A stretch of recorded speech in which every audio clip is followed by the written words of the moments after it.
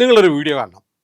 വയനാട്ടിലുള്ള ഒരു ചെറുപ്പക്കാരൻ അലി അംജദ് ഡൽഹിയിൽ പാറ്റ സമരത്തിൽ പങ്കെടുക്കാൻ വന്നിരിക്കുന്നത്. നല്ല വിദ്യാഭ്യാസമൊക്കെ ഉണ്ട്, നല്ല ഇംഗ്ലീഷൊക്കെ പറയുന്നുണ്ട്. ഒരു വലിയ തമാശ എന്ന് പറയുന്നത് ഇത് ടെലികാസ്റ്റ് ചെയ്ത് മനോരമ ന്യൂസാണ്. മനോരമ ന്യൂസ് ഇത് ടെലികാസ്റ്റ് ചെയ്തത് ഒരു നെഗറ്റീവ് ഇമ്പാക്റ്റാണ് ഉണ്ടാക്കിയതെന്ന് മനോരമയ്ക്ക് മനസ്സിലായത് പിന്നെയാണ്. ഇനിയിപ്പോൾ ചിലപ്പോൾ സോഷ്യൽ മീഡിയയിൽ നിന്ന് ആ വീഡിയോ പിൻവലിക്കാൻ സാധ്യതയുണ്ട്. ഈ അലി അംജദ് പറയുകയാണ്, ഞാൻ ഖുറാൻ വായിച്ചു. ഖുറാൻ വായിച്ചപ്പോൾ ഖുറാനിലെ ദാബത്തുൽ അർള് എന്ന് പറയുന്ന ഭാഗം, ആ ഭാഗം പറയുന്നത് അനുസരിച്ചിട്ടാണ് ഇപ്പം പാറ്റകളുടെ സമരം ദില്ലിയിൽ നടക്കുന്നത്. അതുകൊണ്ട് ഞാൻ അങ്ങോട്ട് പോവുകയാണ്. അപ്പോൾ ഈ ദാബത്തുൽ അർള് എന്താണെന്ന് ഞാനൊന്ന് ജമിനയോട് ചോദിച്ചു. അപ്പോൾ ജമിനൈ എന്നോട് പറഞ്ഞ ഇങ്ങനെയാണ്: ഇസ്ലാമിക വിശ്വാസപ്രകാരം അന്ത്യനാളിൻ്റെ ഖിയാമത്ത് നാൾ പ്രധാനപ്പെട്ട 10 വലിയ അടയാളങ്ങളിൽ ഒന്നാണ് ദാബത്തുൽ അർള്. ഈ ദാബ എന്നാൽ ഭൂമിയിൽ ചലിക്കുന്ന ജീവി അല്ലെങ്കിൽ മൃഗം എന്നും അർള് എന്നാൽ ഭൂമിയും എന്നുമാണ് അർത്ഥം. ലോകാവസാനത്തോടടുത്ത് ഭൂമിയിൽ നിന്ന് വെളിപ്പെടുന്ന മനുഷ്യരോട് സംസാരിക്കുന്ന അത്ഭുതകരമായ ഒരു ജീവിയാണ്. ആ ജീവിയാണ് അഭിജിത്ത് ദീപ്കയുടെ പാറ്റ. അപ്പോൾ ഖുറാനിൽ ഇങ്ങനെ പറയുന്നുണ്ട്, പാറ്റ വരും, അവസാന കാലമാണ്. അതുകൊണ്ട് ഞാൻ ഉറപ്പായിട്ടും ഖുറാൻ വിശ്വാസിയായ ഞാൻ വണ്ടി കയറി, വയനാട്ടിൽ നിന്ന് വണ്ടി കയറി അങ്ങോട്ട് പോകണം. ഇത് ഉന്നത വിദ്യാഭ്യാസം ലഭിച്ച ചെറുപ്പക്കാരനാണ്. അവൻ ഒന്നാം തരം ഇംഗ്ലീഷാണ് പറയുന്നത്. അവൻ പറയുകയാണ്, ഞാൻ യാത്ര പോകുന്ന വഴിക്ക് ആ വീഡിയോ കാണിക്കാം. വീഡിയോ മുഴുവൻ കാണിക്കാൻ പറ്റാത്തതുകൊണ്ട് ബാക്കി ഭാഗം ഓഡിയോ ആയിട്ട് കേൾപ്പിക്കാം. കോപ്പിറൈറ്റ് ഉണ്ട്, കാരണം മനോരമയുടെ ആണല്ലോ, നമുക്ക് മുഴുവൻ കാണിക്കാൻ പറ്റില്ല. ഐ എം അലി അംജദ്, വയനാടാണ്. CJP ഞാൻ പേഴ്സണലി കാണുന്നത് ഒരു ലോകാവസാനത്തിന്റെ അടയാളം ഇസ്ലാമിൽ 6-ാമത്തെയോ 7-ാമത്തെയോ ദാബത്തുൽ അർള് എന്ന് പറഞ്ഞിട്ടുള്ള ഒരു കോൺസെപ്റ്റിനെ പറ്റി ഡിസ്കസ് ചെയ്യുന്നത്. Bees from earth, like cockroaches, like insects, and that's deeply connected to Islam, even Solomon, Sulaiman. And as far as I'm concerned, as a deep religious Muslim, I see it as a sign of end times. That's what I feel like. അപ്പോൾ പറയാണ്, പോകുന്ന വഴിക്ക് എത്ര നല്ല ഭൂപ്രദേശമാണ്, പക്ഷേ ആളുകൾ പട്ടിണിയിലാണ്. എന്താ കാരണം? മോദിയാണ്. പിന്നെ മോദി ഇടുന്നത് സ്വർണ്ണനൂലുകൾ കൊണ്ട് തുന്നിയ കുപ്പായമാണ്, നമ്മുടെ കാശാണ്. മോദി എന്നാ സ്വർണ്ണനൂലിൻ്റെ കുപ്പായിട്ട് മോദിക്കൊരു സമ്മാനമായിട്ട് അങ്ങനത്തെ ഒരു കോട്ട് കിട്ടി. ഒരു തവണ ഇട്ടിട്ട് മോദി അത് സർക്കാരിന് കൈമാറി. അപ്പം വ്യാജം പറയുക ഒക്കെ പറയുക. അന്ത്യനാൾ എന്ന് പറയുന്നത് ഈ അലി അംജദ് വ്യാഖ്യാനിക്കുന്ന എന്നറിയോ, മോദിയുടെ അന്ത്യനാളായി, മോദി സർക്കാരിൻ്റെ അന്ത്യനാളായി, അതുകൊണ്ട് ഞാൻ അങ്ങോട്ട് പോവുകയാണ് സമരം ചെയ്യാൻ. എന്തിനു സമരം ചെയ്യാൻ? നീറ്റ് പരീക്ഷയുടെ കാര്യമല്ല. നീറ്റ് പരീക്ഷ കുട്ടികളുടെ വികാരം ശരിയാണ് എന്നൊക്കെ പറയുന്നുണ്ട്. പക്ഷേ ഇവൻ്റെ പ്രധാന പ്രശ്നം എന്താണെന്നറിയോ, ഈ അലി അംജദ് എന്ന് പറയുന്ന തലയിൽ മതം കയറി, തലയിൽ മാത്രമല്ല ശരീരത്തിൽ മൊത്തം മതം കയറി വിഷജീവിയായി മാറിയ ഇവൻ പറയുകയാണ്, എൻ്റെ മതം എന്നോട് പറയുന്നു അവിടെ പോയി സമരം ചെയ്യാൻ. ആർക്കെതിരെ സമരം ചെയ്യാൻ? നീറ്റിന് വേണ്ടിയല്ല, മോദിയെ വീഴ്ത്താൻ, മോദി രാജിവെക്കണം, അതിനുവേണ്ടി പോവുകയാണ്. നമ്മുടെ നികുതി എടുത്ത് നമ്മളെ പോലീസ് തല്ലുന്നു, നമ്മുടെ കാശ് കൊടുത്ത് നമ്മൾ കടിക്കുന്ന പട്ടിയെ മേടിച്ചതുപോലെയാണ്. അതുകൊണ്ട് മോദിയെ വീഴ്ത്തണം. അപ്പോൾ ഇവൻ അറിയുന്നില്ല, ഇവൻ പറയുന്നില്ല, ഇവൻ കണ്ടതായി ഭാവിക്കുന്നില്ല. 148 പോലീസുകാരെ ആക്രമിച്ചു. കോടിക്കണക്കിന് രൂപയുടെ പൊതുമുതലുകൾ, പോലീസിൻ്റെ വാഹനങ്ങൾ ഉൾപ്പെടെ നശിപ്പിച്ചു. അതൊന്നും പ്രശ്നമില്ല, കാരണം മോദി ഭരിക്കുകയാണെങ്കിൽ അതൊക്കെ ചെയ്യും. ഞങ്ങളുടെ രാജ്യത്തിന് വേണേൽ തീ വെക്കും. പക്ഷേ എൻ്റെ മതം പറഞ്ഞാൽ ഞാനവിടെ പോകും. ഇങ്ങനെ കുറേ ആളുകൾ ഈ സമരത്തിലുണ്ട്. അതാണ് ഇന്നലെ ഞാൻ മറ്റൊരു വീഡിയോയിൽ നിങ്ങളുടെ വിഷ്വൽസ് കാണിച്ചു. ഹാജി അഫ്സൽ എന്ന് പറയുന്ന നോർത്ത് ഈസ്റ്റ് ഡൽഹിയിലെ സീലാംപൂരിലെ ഗുണ്ട, അയാളും ഏതാണ്ട് 500ഓളം മുസ്ലിം ഗുണ്ടകളും സമരത്തിലേക്ക് ജാഥയായി വരുന്നു. മോദി രാജിവെക്കണം, നീറ്റ് പരീക്ഷ. നീറ്റ് എന്ന് പറഞ്ഞാൽ എന്താണെന്ന് ഈ കണാപ്പനോട് ചോദിച്ചാൽ അവൻ അറിയാമല്ല. അവിടെ പങ്കെടുക്കുന്ന ചെറുപ്പക്കാരായ പിള്ളേരോട് ചോദിക്കുന്നത് എന്താ നീറ്റ്, അതെനിക്കറിയാമല്ല. CBSE എന്താ, അതറിയാമല്ല. മോദി രാജിവെക്കണം. വേറൊരു ഇമാമിൻ്റെ വേഷമുള്ള ഒരുത്തൻ, തലയിൽ തൊപ്പിയും താടിയും ഈ പാവാട പോലത്തെ ഉടുപ്പും കിട്ടവൻ ഒരു താർ ജീപ്പ് കത്തിക്കാൻ ശ്രമിക്കുന്നു. വെറുതെ വഴി കിടക്കുന്ന താർ ജീപ്പാണ്. അക്രമം ഉണ്ടാക്കാൻ വേണ്ടി മതത്തിൻ്റെ പേരിൽ ഒരു സംഘം ആളുകൾ വന്നിരിക്കുകയാണ്. ഷഹീൻ ബാഗിൽ നടന്ന അതാണ്, കർഷക സമരത്തിൻ്റെ പേരിൽ നടന്ന അതാണ്. അത് സിഖുകാരുടെ മത തീവ്രവാദമായിരുന്നെങ്കിൽ ഇപ്പോൾ CEI സമരം, പൗരത്വത്തിനെതിരായ സമരം, SIR-നെതിരെയുള്ള സമരം, എല്ലാത്തിലും വരുന്നത് നരേന്ദ്രമോദി മുമ്പ് പറഞ്ഞതുപോലെ പേര് കേട്ടാൽ, രൂപം കണ്ടാൽ, വസ്ത്രം കണ്ടാൽ തിരിച്ചറിയാവുന്ന ആളുകൾ, അവരാണ് വ്യാപകമായി പോകുന്നത്.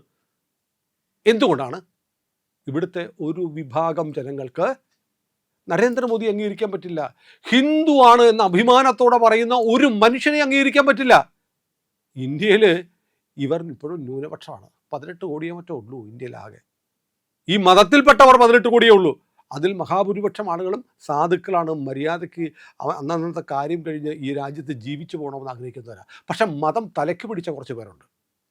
അവരുടെ ആവശ്യം എന്താണ്? ഞങ്ങൾ 18 കോടിയുണ്ട്, അതുകൊണ്ട് ആ 18 കോടി മതി നിന്റെ 100 കോടിയെ നശിപ്പിക്കാൻ. 10 മിനിറ്റ് നേരത്തേക്ക് പട്ടാളത്തെയും പോലീസിനെയും ഒന്ന് മാറ്റി നിർത്തിയാൽ കാണിച്ചു തരാം ഞങ്ങൾ 18 കോടിയുടെ കരുത്ത് എന്ന് പറയുന്ന ആൾ പാർലമെന്റിൽ ഇരിപ്പുണ്ട്. ഇപ്പോൾ ഇന്ത്യയുടെ പ്രധാനമന്ത്രി നരേന്ദ്രമോദിയാണ്. ഞാൻ മുമ്പൊരു വീഡിയോ പറഞ്ഞ പോലെ മോദി ഫാസിസ്റ്റ് ആവാത്തതിൻ്റെ കുഴപ്പമാണ്. ഫാസിസ്റ്റ് എന്നുള്ള പേര് വീണിട്ടുണ്ട്. അതേസമയം കോൺഗ്രസ് ഭരിക്കുമ്പോൾ ഒരാൾ പറയുകയാണ് ഞങ്ങൾ 100 കോടി ഹിന്ദുക്കളുണ്ട്, 10 മിനിറ്റ് അല്ല 1 മിനിറ്റ് നേരത്തേക്ക് പോലീസും പട്ടാളവും ഒന്ന് മാറിയാൽ ഇവിടുത്തെ മുസ്ലിമുകളെ മുഴുവൻ ശരിയാക്കി കളയും എന്ന് ഒരു ഹിന്ദു നേതാവ് പ്രസംഗിച്ചാൽ ഈ രാജ്യത്ത് എന്ത് സംഭവിക്കും? അവൻ ജയിലിൽ കിടക്കും, തീഹാറിൽ കിടക്കും, പുറത്ത് വരത്തില്ല, ഒരു കോടതിയും ജാമ്യം കൊടുക്കത്തില്ല. നൂപുർ ശർമ്മയെ കണ്ടതല്ലേ? പുസ്തകത്തിലുള്ള ഒരു കാര്യമാണ് പറഞ്ഞത്, ഇല്ലാത്ത കാര്യമല്ല. ഉള്ളതും പറയാൻ പാടില്ല. ഉള്ളത് പറഞ്ഞതിൻ്റെ പേരിൽ പൊതുജീവിതം നഷ്ടപ്പെട്ടു. കാവൽക്കാരുടെ അകമ്പടിയോടെ മാത്രമേ പുറത്തിറങ്ങാൻ കഴിയാവൂ ഇന്നും നൂപുർ ശർമ്മയ്ക്ക്.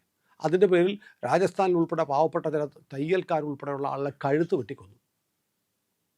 ഇന്ത്യയിൽ ഹിന്ദുക്കളാണ് ഭൂരിപക്ഷം, മതേതര രാജ്യമാണ്, മുസ്ലിമുകൾ ന്യൂനപക്ഷമാണ്.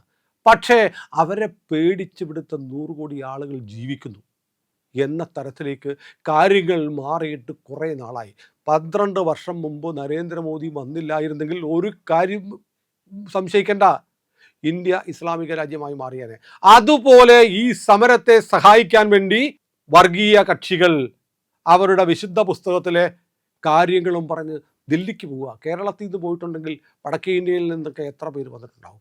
യു പിയിൽ നിന്ന് എത്ര വന്നിട്ടുണ്ടാവും? ബീഹാറിൽ നിന്ന് വന്നിട്ടുണ്ടാവും?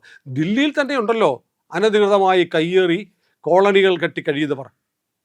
ബംഗ്ലാദേശിൽ നിന്ന് വന്ന നുഴഞ്ഞുകയറ്റക്കാരെ ഒഴിപ്പിക്കുന്ന പ്രക്രിയ ഉത്തർപ്രദേശിലും ആസാമിലും ഡൽഹിയിലും ബീഹാറിലും ബംഗാളിലുമൊക്കെ വലിയ തോതിൽ നടന്നുകൊണ്ടിരിക്കുമ്പോൾ അവരുടെ ഏക ആശ്രയം നരേന്ദ്രമോദി പുറത്തു പോവുക എന്നതാണ്. അതിനുവേണ്ടി കിട്ടുന്ന ഒരു അവസരം, അത് പാറ്റകളുടെ പേരിലാവട്ടെ, നീറ്റിൻ്റെ പേരിലാവട്ടെ, എന്തിൻ്റെ പേരിലാവട്ടെ, അത് വിനിയോഗിക്കണം എന്നു പറഞ്ഞ് ഇറങ്ങുന്നവരുടെയും പിന്നിലെ ശക്തി, ചാലകശക്തി മതമാണ്.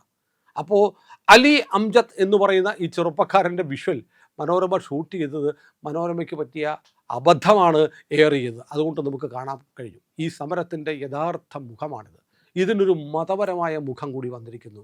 മോദിയെ വീഴ്ത്താൻ ഒരു മതത്തിൽപ്പെട്ട ആളുകൾ സംഘടിച്ച് ഡൽഹിക്ക് വണ്ടി കയറിക്കൊണ്ടിരിക്കുക. പിന്നെ കേരളത്തിൽ ഇപ്പോൾ ഇന്നലെ പനമ്പള്ളി നഗർ, കൊച്ചിയിലെ പനമ്പള്ളി നഗറിൽ വലിയ പ്രകടനം നടന്നിട്ട് വേടൻ്റെ പാട്ടും നടന്നു. ആരാ സമരം നടത്തിയത്? SFIക്കാരും DYFIക്കാരും. ഇപ്പോൾ രാജ്യത്ത് മുഴുവൻ മനോരമ ഇന്ന് വലിയ സെൻട്രൽ സ്പെഡ് 2 പേജ് കൊടുത്തിട്ട് പലയിടത്തും രാജ്യത്തിൻ്റെ പല ഭാഗത്തും സമരം എന്ന് പറഞ്ഞ് 10-25 പേര് ജാഥയായിട്ട് പ്ലക്കാർഡും ബാനറും പിടിച്ചിരിക്കുന്നത് കൊടുത്തിട്ടുണ്ട്. ഇത് മുഴുവൻ ആരാണ്? കേരളത്തിൽ SFIക്കാരും കോൺഗ്രസ്സുകാരും. അതുപോലെ കേരളത്തിന് പുറത്ത് ആ നാട്ടിലെ പ്രതിപക്ഷ കക്ഷികളാണ് ഈ സമരം നടത്തുന്നത്. ചെറുപ്പക്കാർ എത്ര പേരുണ്ട്? ദില്ലിയിൽ ഈ അഭിജിത് ദീപ്കെ ഉൾപ്പെടെ, അഭിജിത് ദീപ്കെ നീറ്റ് പരീക്ഷ എഴുതുന്നുണ്ടോ? ആ സമരത്തിൽ പങ്കെടുക്കുന്ന എത്ര പേർ നീറ്റ് പരീക്ഷ എഴുതുന്നുണ്ട്? 2 അക്കത്തിൽ പോലും കാണിക്കാൻ ഉണ്ടാവില്ല നീറ്റ് പരീക്ഷ എഴുതിയവരോ ഇനി എഴുതാൻ പോകുന്നവരോ. ഇനി എഴുതാൻ പോകുന്നവർ ഇനി പറയാം, അല്ല ഭാവിയിൽ പരീക്ഷയ്ക്ക് പ്രശ്നം ഉണ്ടാവാതിരിക്കാൻ വേണ്ടിയാണ് എന്ന് വേണമെങ്കിൽ പറയാം. ഇനി ഭാവിയിലെ പരീക്ഷ 2027 മുതൽ പരീക്ഷയ്ക്ക് ക്വസ്റ്റ്യൻ പേപ്പർ ഇല്ലെന്നേ, പ്രിന്റഡ് ക്വസ്റ്റ്യൻ പേപ്പർ ഇല്ല. കമ്പ്യൂട്ടറൈസ്ഡായിട്ട് നടത്താൻ ISRO ചെയർമാൻ ഡോക്ടർ രാധാകൃഷ്ണൻ്റെ നേതൃത്വത്തിലുള്ള കമ്മിറ്റി ശുപാർശ ചെയ്ത് കേന്ദ്ര സർക്കാരും സുപ്രീം കോടതിയും അംഗീകരിച്ച് നടപ്പാക്കാൻ പോവുക. ഇന്ന് മലയാള മനോരമ പത്രത്തിൻ്റെ വാർത്ത എന്താണ്? ഞങ്ങൾക്കും സമയമില്ല. കാരണം സുപ്രീം കോടതി ഇതിൽ പറഞ്ഞത് നിങ്ങളുടെ ഈ വീഡിയോ കാണാൻ ഞങ്ങൾക്ക് സമയമില്ലെന്ന്. ആ വാർത്ത കേരളത്തിലെ മാധ്യമങ്ങൾ മുക്കി. എന്നിട്ട് സുപ്രീം കോടതിയെ കളിയാക്കുന്ന പോലെ സുപ്രീം കോടതി ഇങ്ങനെ പറഞ്ഞു എന്ന് ചെറുതായിട്ട് കൊടുത്തിട്ട് ഇപ്പുറത്ത് എന്നാൽ ഞങ്ങൾക്കും സമയമില്ല എന്ന് വിദ്യാർത്ഥികൾ എന്നൊരു തലക്കെട്ടിട്ട് മനോരമ വാർത്ത കൊടുത്തിരിക്കുന്നു. വിദ്യാർത്ഥികൾ അങ്ങനെ പറഞ്ഞിട്ടില്ല, വിദ്യാർത്ഥികളല്ല സമരക്കാർ അങ്ങനെ പറഞ്ഞിട്ടില്ല, മനോരമയാണ് പറഞ്ഞത്. മനസ്സിലായില്ലേ? അപ്പോൾ ഈ സമരത്തിന് പിന്നിലെ അജണ്ട വ്യക്തമാണ്. അപ്പോൾ ഇന്നലെ ഈ എപ്പോഴും എന്തിനാണ് ഇവരുടെ കാര്യം പറയുന്നത് ചോദിച്ചാൽ, കാരണം രാജ്യവിരുദ്ധത ഏറ്റവും കൂടുതൽ പറയുന്ന ആളുകളെ കുറിച്ച് നമ്മൾ പറയേണ്ടി വരും. ഏറ്റവും പ്രധാനപ്പെട്ട ഒരു കാര്യം ഒരിക്കൽ കൂടി ഞാൻ പറയുകയാണ്, പൻഷുൽ ബൻസ്വാൽ എൻ്റെ ചെറുപ്പക്കാരൻ വിദ്യാർത്ഥി, അയാൾ അഖിലേന്ത്യാ നീറ്റ് പരീക്ഷയിൽ ഈ മാറ്റിവെച്ച് രണ്ടാമത് നടത്തിയ പരീക്ഷയിൽ 2026 പരീക്ഷയിൽ 2ാം റാങ്ക് ദേശീയ തലത്തിൽ നേടി. അയാൾ പറയാണ്, ആ വിദ്യാർത്ഥി പറയാണ്, ഞാൻ എന്തിനു പോകണം സമരത്തിന്, ഞാനെന്തിനു പോകണം, അതിൻ്റെ ആവശ്യമൊന്നുമില്ല, ഞാൻ കിട്ടിയ ഗ്യാപ്പിൽ പരീക്ഷ മാറ്റി വെച്ചു, ഞാൻ ആ ഗ്യാപ്പിൽ പഠിച്ചു, കൂടുതൽ എൻ്റെ സ്കില്ല് നന്നാക്കി, അപ്പോൾ എനിക്ക് 2ാം റാങ്ക് കിട്ടി. ഇതല്ലേ ഒരു വിദ്യാർത്ഥി എടുക്കേണ്ട നിലപാട്? അപ്പോൾ ഇതിൻ്റെ പിന്നിൽ വർഗീയ അജണ്ടയുണ്ട്, മതമുണ്ട്. ഇസ്ലാമിസ്റ്റുകൾ ഈ സമരത്തെ ഹൈജാക്ക് ചെയ്യുകയാണ്. രാഹുൽ ഗാന്ധി വന്ന് ചാടിയപ്പോഴേ അത് വ്യക്തമാണല്ലോ. ഇന്നലെ മീഡിയ മുക്കാലിൽ ഒരു ചർച്ച, ആ ചർച്ച എന്താണെന്നറിയോ? അവർ പറയുകയാണ്, ബംഗ്ലാദേശിലെ ജമാഅത്തെ ഇസ്ലാമി ഒരു നോട്ടീസ് ഇറക്കിയതൊക്കെ ഇപ്പോൾ പ്രചരിക്കുന്നുണ്ട്. അത് വ്യാജമാണെന്ന് പറയാൻ വേണ്ടി ഇവർ പറയുന്ന ന്യായം എന്താണെന്നറിയോ? അല്ല, അതിൽ അക്ഷരത്തെറ്റുണ്ട്. ബംഗ്ലാദേശിലെ ജമാഅത്തെ ഇസ്ലാമി അല്ലേ എത്ര ഈ പറയുന്ന സോഷ്യൽ മീഡിയയിൽ പോസ്റ്റ് ഇടുന്ന ഈ ഞമ്മൻ്റെ ആളുകളുടെ എത്ര പോസ്റ്റിൽ അക്ഷരത്തെറ്റില്ലാതെ ഉണ്ട്? അക്ഷരത്തെറ്റുണ്ടെങ്കിൽ അത് ഉറപ്പാണ് നിങ്ങളുടെ ആളുകൾ തന്നെ ഇറക്കിയതാണ്. കണ്ടിട്ടുണ്ടോ ഏതെങ്കിലും ഒരു മലയാള വാചകം വൃത്തിക്ക് തെറ്റില്ലാതെ എഴുതുന്ന ഏതെങ്കിലും ഈ സഹോദരനെ നിങ്ങൾ സോഷ്യൽ മീഡിയ കണ്ടിട്ടുണ്ടോ? മൊത്തം തെറ്റായിരിക്കും. അപ്പോൾ ബംഗ്ലാദേശിലെ ജമാഅത്തെ ഇസ്ലാമിയുടെ സ്റ്റേറ്റ്മെൻറ്റിൽ തെറ്റുണ്ടെങ്കിൽ ഉറപ്പിച്ചത് ജമാഅത്തെ ഇസ്ലാമി തന്നെ ഇറക്കിയതാണ്. മതമാണ് പ്രശ്നം, മോദി ഭരിക്കുന്നതാണ് ഞങ്ങളുടെ മതത്തിൻ്റെ പ്രശ്നം. അങ്ങനൊരു മുഖം ഈ സമരത്തിന് വന്നിരിക്കുന്നു എന്ന് മനോരമ ടി വിയിലൂടെ ഇന്നലെ അലി അംജത്തിൻ്റെ വീഡിയോ ടെലികാസ്റ്റ് ചെയ്ത വഴി തെളിയിച്ചിരിക്കുന്നു. വളരെ സന്തോഷം മാരമേ. ഏതായാലും ഇങ്ങനെയുള്ള വാർത്തകൾ നിങ്ങൾ അറിയണം, കാണണം. നമ്മൾ തിരിച്ചറിയണം ആരാണ് രാജ്യത്തെ കത്തിക്കാൻ, രാജ്യത്തെ സർക്കാരിനെ അട്ടിമറിക്കാൻ ശ്രമിക്കുന്നതെന്ന് നമ്മൾ ബോധ്യപ്പെടണം എന്ന് ഓർമ്മിപ്പിച്ചുകൊണ്ട് ഞങ്ങളോടൊപ്പം സഞ്ചരിക്കണമെന്ന് നിങ്ങളോട് ഒരിക്കൽ കൂടി അഭ്യർത്ഥിക്കുന്നു. ചാനൽ സബ്സ്ക്രൈബ് ചെയ്യാത്തവർ ഇപ്പോൾ തന്നെ ചെയ്യണം.